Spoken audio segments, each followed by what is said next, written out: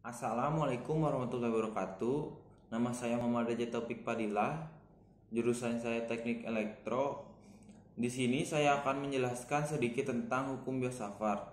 Yang pertama, hukum biosafar itu besar medan magnet di sekitar dialiri oleh arus listrik dan dapat ditentukan dengan hukum biosafar ini.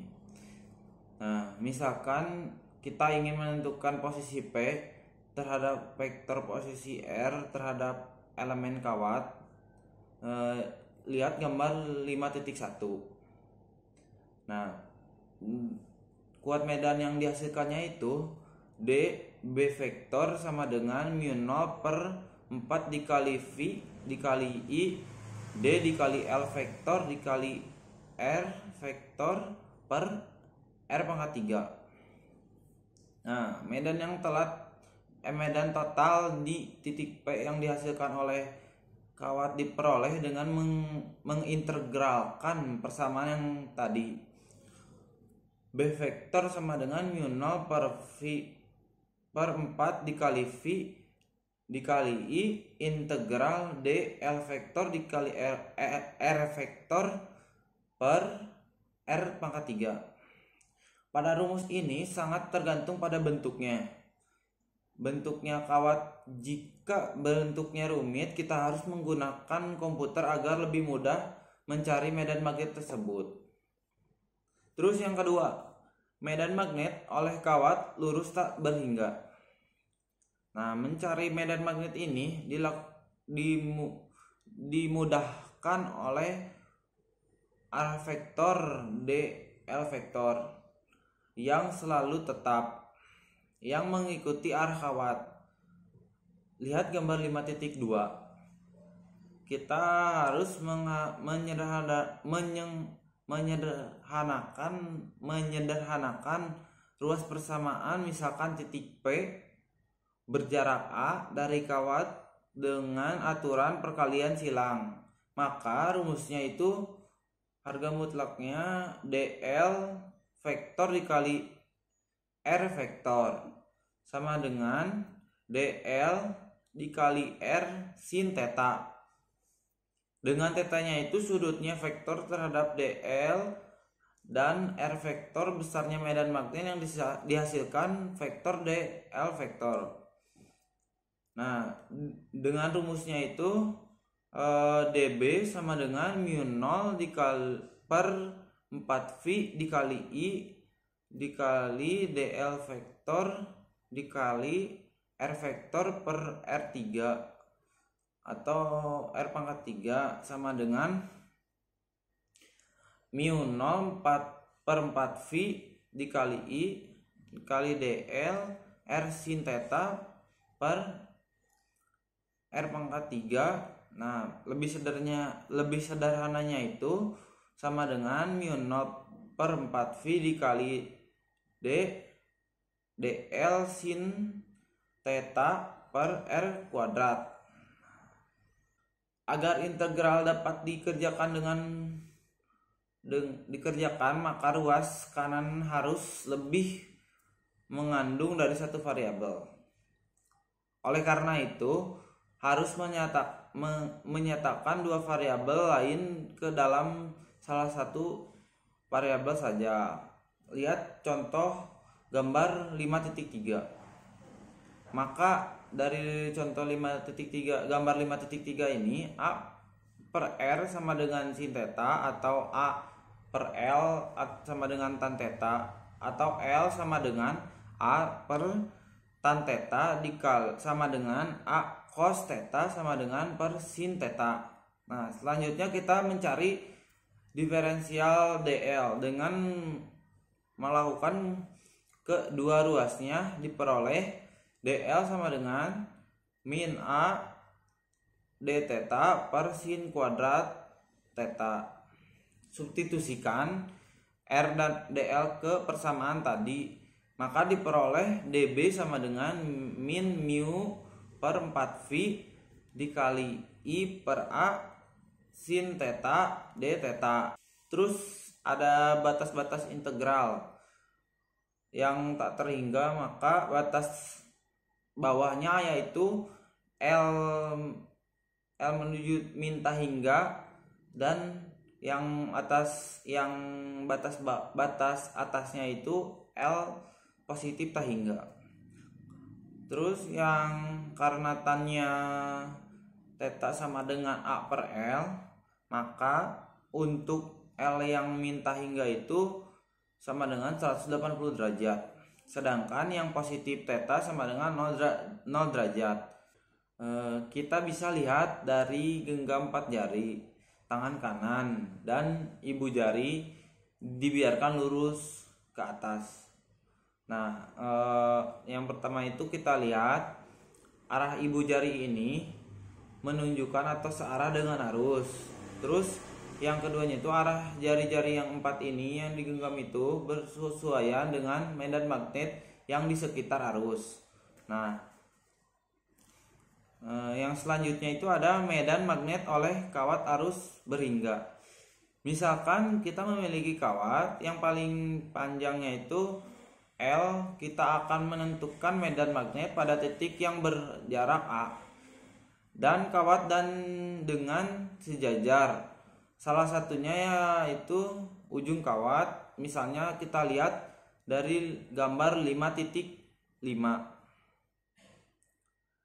sama dengan pembahasan untuk kawat panjangnya hingga besar medan magnet yang dihasilkan vektor dl yaitu dB sama dengan mu 0 per 4V dikali dl dikali sin theta per r kuadrat.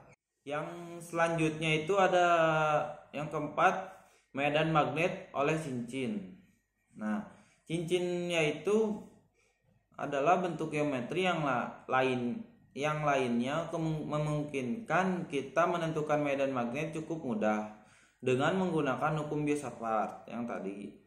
Nah, kita lihat gambar titik 5.10.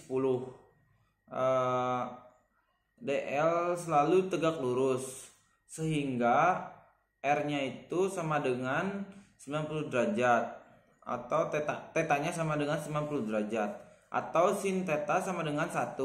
Dengan demikian maka dihasilkan rumusnya itu dB sama dengan mu 0 per 4V dikali I dl per r kuadrat. Nah, komponen tegak lurus dengan sejajar sumbu dB tegak lurus sama dengan dB cos A. Sedangkan yang sejajar sama dengan dB sin A.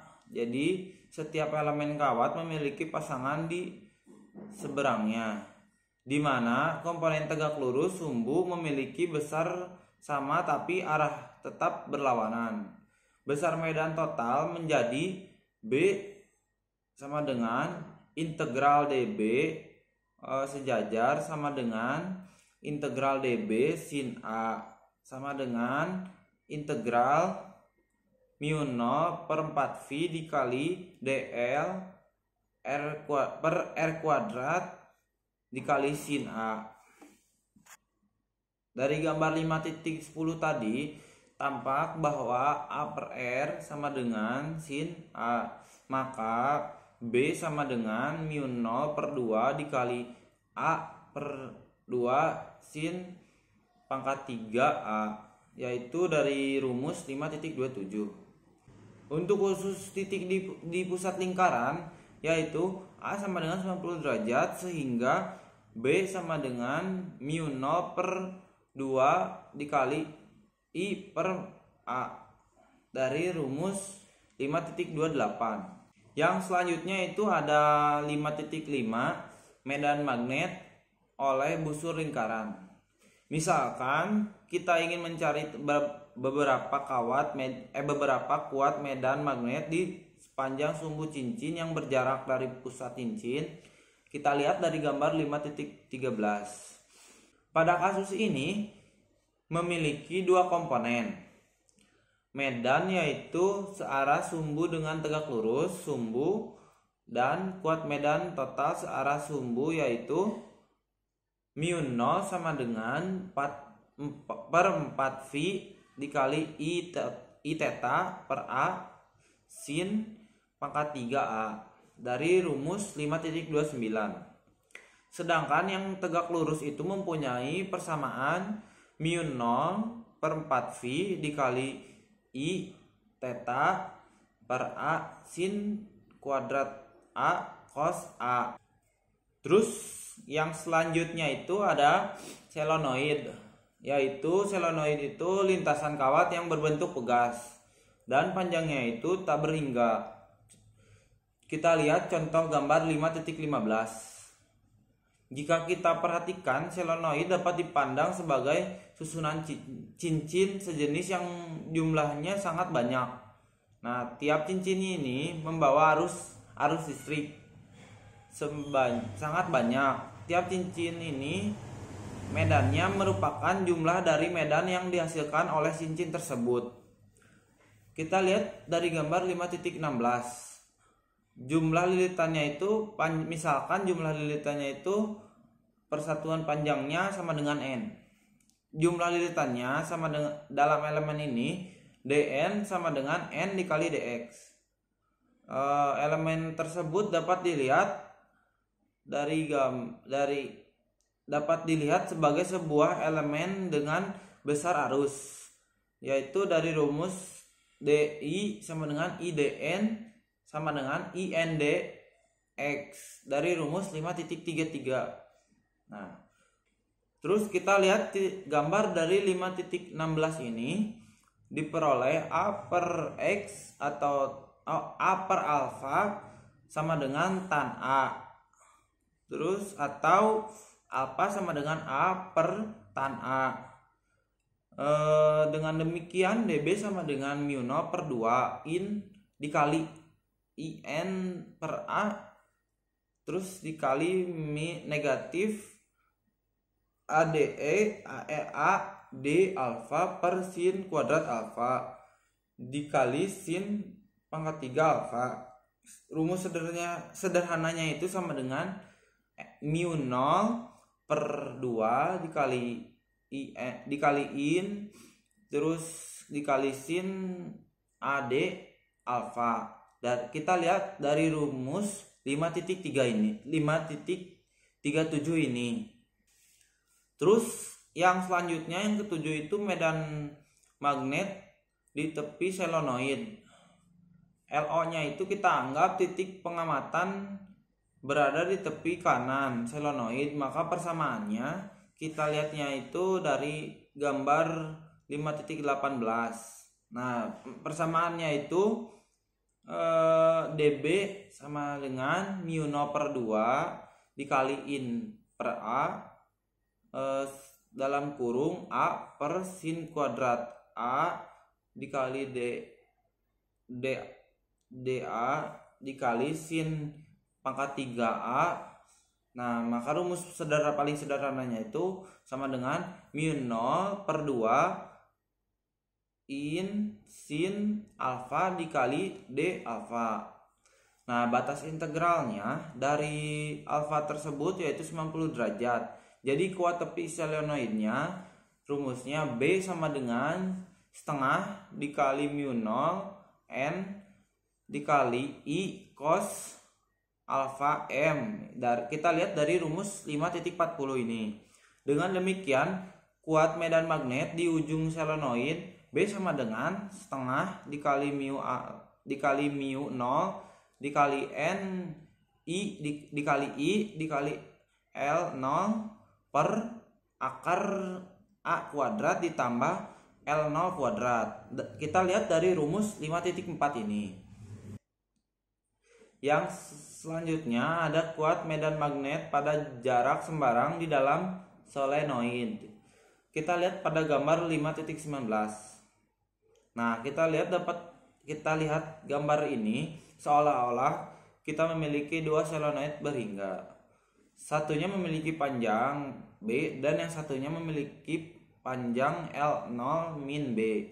Titik pengamatan pada tiap masing-masing solenoid tersebut, maka kuat medan yang dihasilkan solenoid panjang B sama dengan B1 sama dengan setengah dikali mu 0 dikali N dikali I dikali B per akar dari A kuadrat ditambah B kuadrat.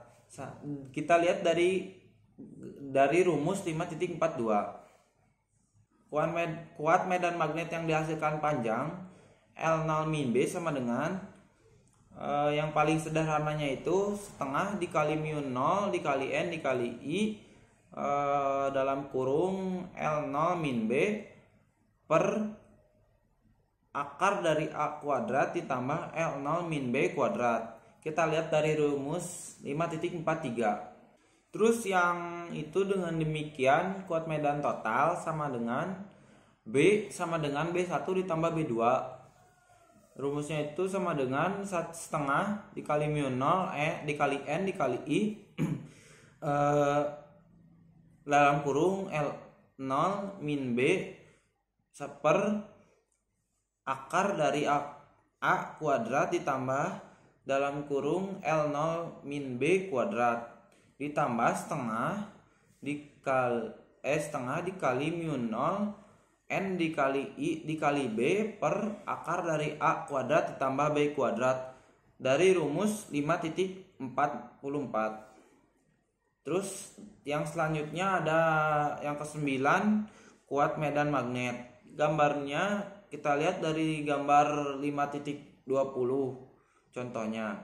Karena arus yang mengalir dalam dua solenoid memiliki arah berlawanan, medan yang dihasilkan juga berlawanan. Maka kuat medan yang dihasilkan solenoid panjang L0 plus B sama dengan B1 sama dengan setengah mu 0 dikali N dikali I dalam kurung L0 ditambah B per akar dari A kuadrat ditambah L0 ditambah B kuadrat dari rumus 5.45 ini. Terus medan magnet totalnya yaitu B sama dengan B1 min B2. Rumusnya sama dengan setengah dikali mu 0 dikali N dikali I dikali L0 ditambah B akar dari A kuadrat per akar dari A kuadrat ditambah L0 ditambah B pangkat 2. Terus yaitu dikurangi oleh setengah kali mu 0 dikali N dikali I dikali B terus per akar dari A kuadrat ditambah B kuadrat dari rumus 5.47. Terus yang ada yang ke-10 yaitu medan magnet dalam toroid. Nah, kita lihat dari gambar 5.21. Maka jika kita bergerak sepanjang rongga solenoid ideal atau panjang tak berhingga, maka kita tidak pernah menemukan ujungnya. Dengan cara yang sama, toroid pun begitu. Jadi kuat medan magnet yang dalam toroid sama dengan B sama dengan mu 0 dikali N dikali I dari rumus 5.48. Nah, N-nya itu jumlah komponen. N-nya itu jumlah komponen atau satuan panjang. I-nya itu arus yang mengalir pada kawat toroid. Kuat medan magnet yang di luar toroid sama dengan 0, sama juga kita jumpa pada solenoid ideal. Terus ada yang selanjutnya 5.11 atau yang ke-11, beberapa contoh untuk memenuhi penggunaan hukum Biot-Savart ini. Yang pertama ada dua kawat sejajar. Kita lihat contohnya pada gambar 5.22. Nah, medan magnet total di titik P, penjumlahannya vektor medan magnet yang dihasilkan I1 dan I2. Maka persamaan dari medan magnet yaitu B1 sama dengan B1 dan B2. B1-nya itu sama dengan mu 0 per 2V dikali I1 per A dari rumus 5.49. Yang B2-nya sama dengan mu 0 per 2V dikali I2 per akar dari A kuadrat ditambah B kuadrat. Kita lihat rumus dari 5.50. Terus yang kedua ada gaya antar dua kawat berarus listrik. Kita lihat dari gambar 5.24. Kita kembali tinjau kawat sejajar yang dialiri arus listrik I1 dan I2. Kuat medan yang dihasilkannya itu B21 sama dengan μ0 dikali I1 per 2V dikali A dari rumus 5.53. Nah, arah medan magnet ini tegak lurus kawat. Karena dua kawat dialiri arus listrik, maka ada gaya Lorentz. Maka persamaannya F21 sama dengan I2 dikali B21 dikali L2. Yang lebih sederhananya itu sama dengan μ0 per 2V dikali I2 dikali I1 atau per A dikali L2. Kita lihat dari rumus 5.54. Dengan L2 nya itu panjangnya arus yang dialiri arus listrik I2, maka persamaannya F21 sama dengan F21 per L2 sama dengan μ0 per 2 dikali I1 dikali I2 per A dari rumus 5.5. Terus selanjutnya yang terakhir ada yang ke-12, definisi 1 ampere. Berdasarkan gaya antar dua kawat sejajar yang dialiri arus listrik, maka kita bisa definisikan besar 1 ampere. Misal dua kawat ini sejajar tersebut dialiri arus listrik yang sama. I1 sama dengan I2 sama dengan 1. Maka gaya persatuan panjangnya bekerja pada dua kawat. Kawat kedua, yaitu rumusnya F21 sama dengan μ0 dikali I pangkat 2 per 2V per 2V kali A dari rumus 5.56. Terus jika I-nya sama dengan 1 ampere dan A-nya 1 meter, maka F21 sama dengan μ0 dikali I kuadrat per 2V dikali I sama dengan μ0 per 2V sama dengan 2 kali pangkat min 7 Nm. Dengan demikian arus yang mengalir pada kawat sejajar besarnya 1 ampere jika persatuan panjangnya bekerja 2 kali 10 pangkat min 7 N per M. Demikian yang bisa saya sampaikan. Mohon maaf jika ada kata-kata yang kurang atau salah. Wassalamualaikum warahmatullahi wabarakatuh.